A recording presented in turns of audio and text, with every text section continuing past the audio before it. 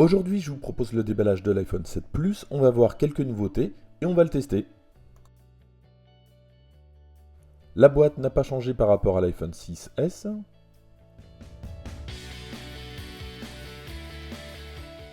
On va y retrouver la notice et les autocollants.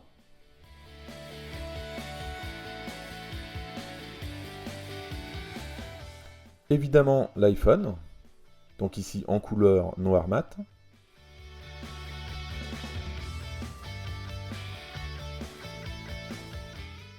L'adaptateur secteur.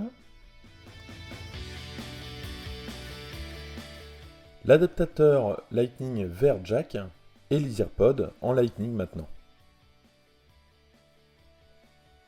Enfin, le câble USB vers Lightning pour la recharge. Une petite précision concernant la coque maintenant, si vous avez besoin d'une coque, il va falloir racheter une coque spéciale iPhone 7 puisque l'optique a changé. Donc du coup, si vous mettez une coque iPhone 6S, vous allez avoir une optique trop grande et ça va couvrir votre téléphone.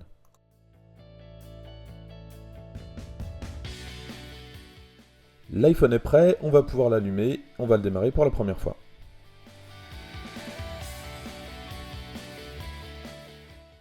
Concernant la première mise en marche, il n'y a pas de changement par rapport à l'iPhone 6S, à l'exception du bouton Home et du retour haptique.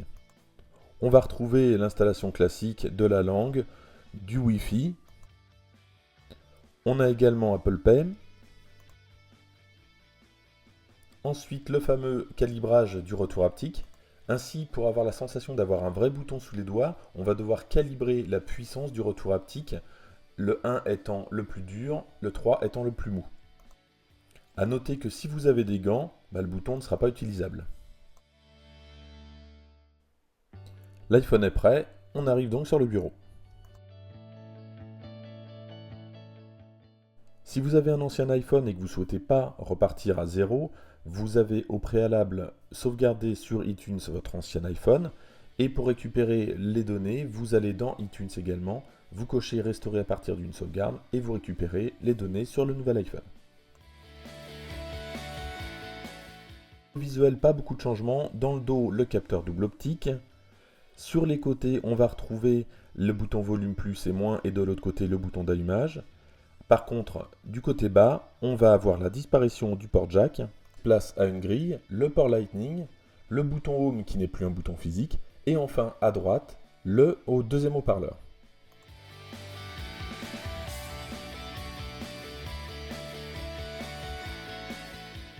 Concernant le capteur photo principal, on aura une caméra à 12 mégapixels, un grand angle, un zoom optique x2, ainsi qu'une ouverture à 1,8 au lieu de 2,2. Notez que l'effet bokeh annoncé par Apple lors du lancement de l'iPhone n'est toujours pas disponible. Il y aura une mise à jour disponible dans les prochains mois pour ceux qui ont un double capteur, donc un iPhone 7 Plus.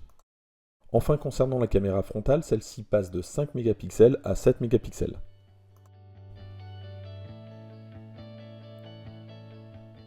Ici sur la gauche, une photo prise avec un iPhone 6S, à droite l'iPhone 7 Plus.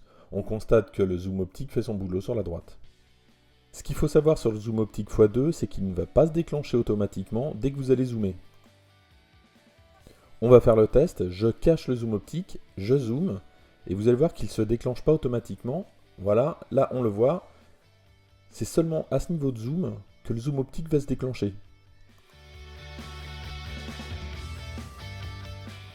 Concernant la vidéo maintenant, on va tester le stabilisateur optique. À droite, vous avez le 7 Plus, à gauche, le 6S. Donc on sent plus de saccade évidemment sur la gauche.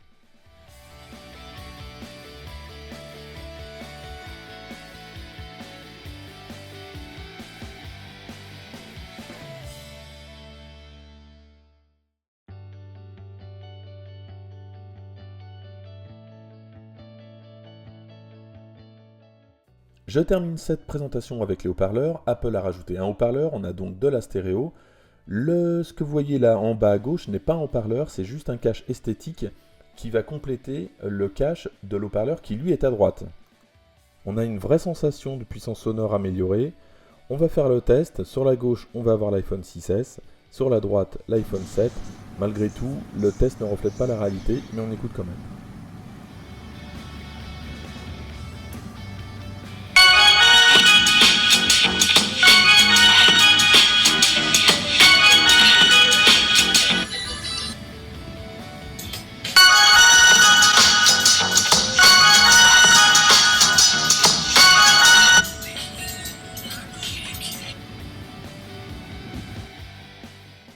Voilà pour le tuto. Sur ce test, j'ai rencontré deux problèmes. Le premier, c'est un problème concernant le Lightning. Les écouteurs ont tendance à se déconnecter et ça, apparemment, Apple travaille dessus. Et le deuxième est un grésillement ou un sifflement que l'on peut entendre si on colle son oreille près du capteur photo. Voilà pour ce test et merci de l'avoir suivi.